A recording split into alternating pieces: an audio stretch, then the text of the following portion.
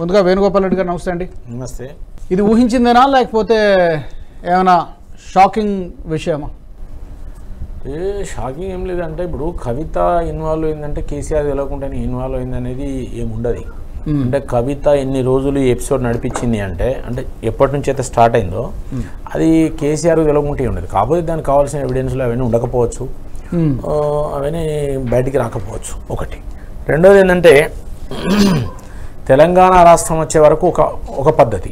తెలంగాణ రాష్ట్రం వచ్చిన తర్వాత మేమే మొత్తం ఇంకా ఈ తెలంగాణ మా సొంత ఎస్టేట్ అనే పద్ధతిలో వాళ్ళు అన్ని సంస్థలను తర్వాత రాజకీయంగా ప్రభుత్వం అన్నిటిని వాళ్ళు కబ్జా చేసినట్టు చేసేసి మేము ఏది చేసినా మమ్మల్ని ప్రశ్నించే వాళ్ళు లేరు అనే పద్ధతిలో వాళ్ళు చేసిన అవినీతి కానీ వాళ్ళు చేసిన విధానాలు కానీ అవన్నీ కూడా 10 సంవత్సరాలలో బట్టబయలై ఇలా ప్రజలు వాళ్ళకు మ్యాండేట్ ఇచ్చిండ్రు, వాళ్ళను ఓడించిండ్రు. ఓడించిన తర్వాత సరే కేసీఆర్కు కొద్దిగా ఉద్యమ నేత అనే సింపతి అదేదో కొంత ఉంటుంది, ఎంత లేదన్నా ఆయన కొంత ఉంటుంది. కానీ అవినీతి వరకు వచ్చే వరకు దానికి సంబంధం లేదు. దేశంలో ఇవాళ నరేంద్ర మోడీ గారు ఏం చెప్తున్నాడు, నాకు అందరు సమానమే, ఏ పార్టీ అయినా కానీ ఎవరైనా కానీ అందరి యొక్క చిత్రగుప్తిని చిట్టా అనేది ఏదైతే ఉన్నది.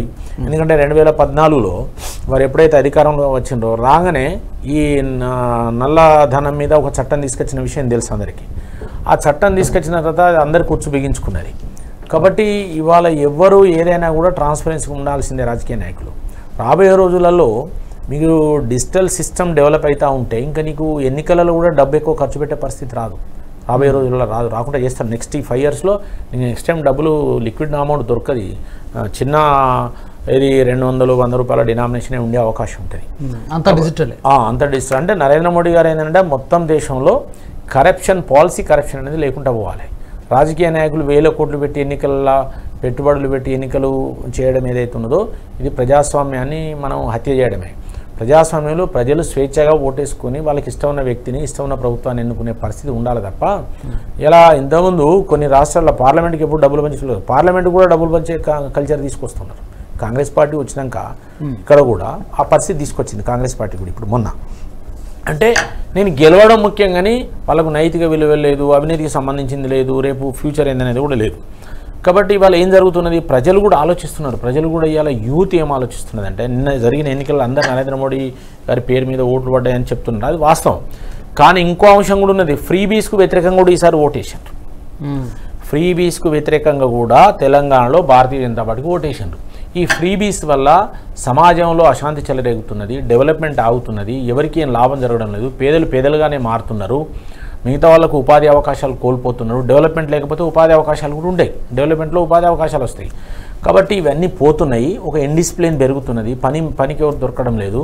పోనీ ఆ 200 రూపాయలు ఏదో వాళ్ళకు పేదలకు ఇస్తే వాళ్ళు ఏమైనా బాగుపడతారంటే ఎప్పుడు కూడా వాళ్ళు కూడా అదే పరిస్థితులు పేదరికం నుంచి అధిగమించే ఫ్రీబీస్ వల్ల అంటే ఉచితాల వల్ల పేద ప్రజలు పేదరికం నుంచి అధిగమించే పరిస్థితి ఉండదు. వాళ్ళకు విద్య వైద్యము వాళ్ళకు కన్స్ట్రక్టివ్గా ఏదైనా ఉపాధి అవకాశాలు ఇస్తేనే వాళ్ళు డెవలప్ అవుతారు. అవి ఇవ్వకుండా ఓట్ల కొరకు తాత్కాలికంగా ఉపశమనం కల్పించే ఫ్రీబీస్ ఇవ్వడం వల్ల ఉపయోగం లేదు. ఇప్పుడు ఆర్టీసీలో ఉచిత బస్సు ప్రయాణం ఇస్తే ఏమైనా డెవలప్ అవుతారా పేదలు? అవుతారా? 200 యూనిట్లు ఫ్రీ ఇస్తే 200 రూపాయలు 300 రూపాయలు బెనిఫిట్ ఇస్తే వాళ్ళు ఏమైనా పేదరికం నుంచి అధిగమిస్తారా? సరే ఇప్పుడు కాబట్టి ఎందుకు చెప్తున్నా అంటే ఫ్రీబీస్ మీదనే కేసీఆర్ ఓడిపోయాడు, ఫ్రీబీస్ మీదనే ఇలా కాంగ్రెస్ ఓడిపోతుంది. ఫ్రీబీస్ వల్లనే కరప్షన్ జరుగుతున్నది.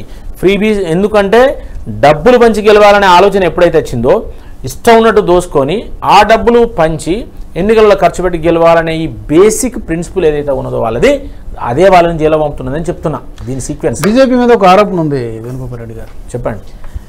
తెలంగాణ స్టేట్లో బీఆర్ఎస్ ఎంత బలహీనపడితే ఆ స్థానాన్ని బీజేపీ ఆక్యుపై చేయొచ్చు, అందుకనే ఇదంతా ఒక ప్లాన్ ప్రకారం జరుగుతుందని ఆరోపించేటువంటి వాళ్ళు ఉన్నారు. అంటే నేను ఏమంటున్నా అంటే అసెంబ్లీ ఎన్నికలకు ముందే కదా ఈమె కవిత కేసు వచ్చి 2 ఏళ్ళు అవుతుంది కదా. ఇప్పుడు ఇలా కొత్తగా ఏం రాలి, దాని కంటిన్యూస్ కదా ఇది. ఇప్పుడు బీజేపీ మళ్ళీ 5 ఏళ్ళ దాకా ఎన్నికలు లేవు కదా. ఇప్పుడు దాన్ని ఆలోచించాల్సిన అవసరం ఉంది. 5 ఏళ్ళ వరకు రాముడేటో రాకేష్ ఏం జరుగుతుందో తెలియదు. కానీ భారతీయ జనతా పార్టీ ఇవాళ కొత్తగా పుట్టి కొత్తగా పార్టీ పెట్టి కొత్తగా వచ్చి ఒక కుటుంబ పార్టీ లాగానో వ్యక్తి బేస్డ్ పార్టీ కాదు కదా. మేము 1951లో పెట్టిన పార్టీ అంచెలంచెలు ఎదుగుతూ వస్తున్నాం. నిరంతరమే అధికారం ఉన్నా లేకున్నా కూడా పార్టీ పనిచేస్తూ ఉంటుంది సమాజం కొరకు దేశం కొరకు. కాబట్టి అధికారం అనేది ఒక మజిలీ, దాంట్లో మేము పనిచేస్తుంటాం. ఇప్పుడు తెలంగాణలో ఇవాళ మేము తెలంగాణ రాష్ట్రం ఆంధ్రప్రదేశ్లో కానీ తెలంగాణలో కానీ మొదటి నుంచి ఉన్నది కదా మా పార్టీ, ఎక్కువ తక్కువ ఉన్నది కదా. కానీ పవర్లోకి రావడానికి ప్రయత్నం చేస్తాం అంతేగాని ఇప్పుడు మేము నేరుగా పరుగు పందెంలో ఉరికి గెలవాలనుకుంటాం కానీ కాలు పెట్టి అడ్డంబడేసి గెలవాలని అనుకోం, అది మా లక్షణం కూడా కాదు. కాబట్టి మేము షార్ట్ కట్లో పాలిటిక్స్లో రావాలి, షార్ట్ కట్లో పవర్లో రావాలని ఆలోచిస్తాం. పవర్లో రావాలని కోరుకుంటాం, వచ్చే టైంలో వస్తుంది, అది మా ప్రయత్నం మేము చేస్తాం. అంతేగాని ఈ అవినీతికి అంటే మేము పవర్లో రావాలంటే వాళ్ళు చేసుకున్న తప్పులకు మేము బాధ్యులం, వాళ్ళు తప్పులు చేసుకొని వాళ్ళు బోర్లా పడితే దాంట్లో మాకు బెనిఫిట్ అయితే మేము ప్రయత్నం చేసినట్టు ఎట్లయితుంది? సో చట్టం తన పని తను చేసుకుపోతాం అంతే, చట్టం ఎవరికైనా అంతే కదా, ఇప్పుడు అది చేస్తుంది. కాబట్టి ఇవాళ జరిగిన ఏదైతే ఇది అవుతున్నదో ఈ పాపంలో నైతిక బాధ్యత మరి వీళ్ళకు ఉండదా, టీఆర్ఎస్కి ఉండదా, కేసీఆర్కి ఉండదా, వాళ్ళకు ఉండదా? ఇప్పుడు వాళ్ళు అప్పుడు అధికారం రాకముందు వాళ్ళ ఆస్తులు ఎంత, ఇప్పుడు ఎంత, వాళ్ళు చేసినప్పుడు ప్రజలు చూసింది కదా, ప్రజలు ఓటేలే కదా. కాబట్టి నేనేమంటానంటే లిక్కర్ స్కామ్ ఏదైతే ఉన్నదో అందరు ఏమనుకుంటారు, డబ్బు యొక్క వాల్యూని లెక్క కడుతున్నారు గింతే కదా అని, అది తప్పు. కానీ లిక్కర్ వల్ల ఎంత నష్టం జరుగుతున్నది, ఎంతమంది ప్రాణాలు పోతున్నాయి, ఎంత బలిదానాలు అవుతున్నాయి లిక్కర్ వల్ల. ఇవాళ ఢిల్లీలో ఒదికో ఎడ్యుకేషన్ ఇస్తా అని చెప్పి అరవింద్ కేజ్రీవాల్ దాని ముందటనే షాపులు ఓపెన్ చేసి ఒక బాటిల్కి ఇంకొక బాటిల్ ఫ్రీ అని పెట్టిన ఆ మహానుభావుడు ఓన్లీ కేజ్రీవాలే. ఒక బాటిల్ కొంటే ఒక బాటిల్ ఫ్రీ, ఆ బాటిల్ మీద కమిషన్ వస్తుంది, ఈ బాటిల్ మీద కమిషన్ వస్తుంది ఫ్రీ, దాని మీద కూడా. అంటే ఇంతటి పరిస్థితి తీసుకొచ్చి లిక్కర్ను మంచినీళ్ళలాగా అమ్మే వ్యవస్థను తీసుకొచ్చిన ఈ మహానుభావులు సమాజాన్ని ఉద్ధరిస్తారని అడుగుతున్నా. ఇలాంటి వాళ్ళు ఏ ఆదర్శాలు ప్రజల ముందు పెట్టినట్టు? కాబట్టి ఆదాయం కొరకు ప్రజల ప్రాణాలు తీసి ఆదాయం సంపాదిస్తారా? కాబట్టి ఇవన్నీ కూడా ఒక అనైతికమైన కార్యక్రమాలు. ఈ అనైతికమైన కార్యక్రమాలలో అవినీతిలో వాళ్ళు గూరుకపోయినారు, వాళ్ళ కర్మను వాళ్ళు అనుభవించక తప్పదు. ఇవాళ కేసీఆర్ గారు ఇవాళ వచ్చిన దాంట్లో న్యూస్లో ఈడీ ప్రజెంటేషన్ హైకోర్టులో చేసిన దాంట్లో అన్నీ తెలిసే జరిగినాయి అని చెప్పి ఎందుకంటే కవిత కనుక బయటికి పోయేది ఇంకా అసలు వాళ్ళందరూ పక్క పోతారని వాళ్ళు చెప్పారు. అయితే అంత మాత్రాన ఇవాళ దాన్ని ఫ్యూచర్ ఏమవుతుందో అని ప్రిడిక్షన్ అయితే ఇప్పుడు మేము చెప్పలేము.